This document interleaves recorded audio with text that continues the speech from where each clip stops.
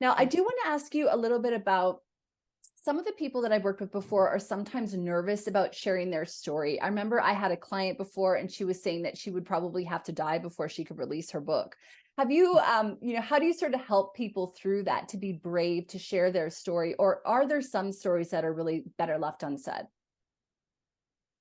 This comes up a lot. It reminds me of the comic book Jason Aaron's quote, which is "Write like your parents are dead." And he says that because that's holding up so many writers. They're afraid to hurt feelings. Yeah, They're afraid to be yes, rejected. Totally. yes. The steps that I take with authors are they can change first, we intuitively check in with the book. Do they want the book?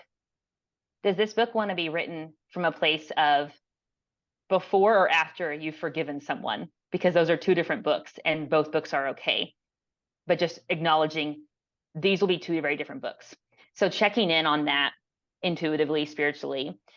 And then sometimes it calls for a sweaty palm conversation with someone in the family, not for permission, but simply letting them in.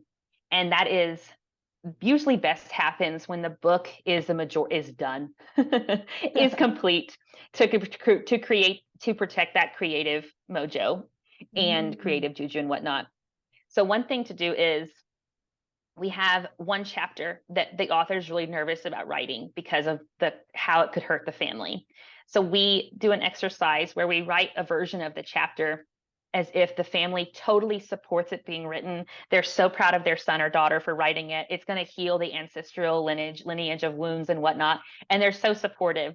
And as the writer is writing that version, I invite them to check into their body. Do they feel at peace? Do their shoulders feel open? Is their heart rate slow? Is their stomach relaxed? Do they feel totally in the state of flow while they're writing it? To just take note of all those things and take note of how easily it comes out of them. Usually it comes out totally in alignment, totally in flow. It comes out quick with an ease.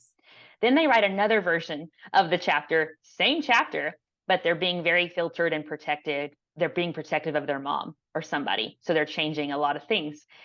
And I invite them to take note. How long did it take you to write? How did your forehead feel? How did your stomach feel? Oh, my forehead felt really tight.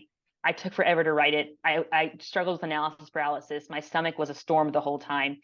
And so then coming home to, which one did you feel more peace writing? Oh, well, the one where I felt supported. So from that place, we can either agree to have a sweaty palm conversation with the mom, which I guide them through that as well. So thankful for all my pastoral care training over the years. We guide them through either letter writing or having a sweaty palm conversation.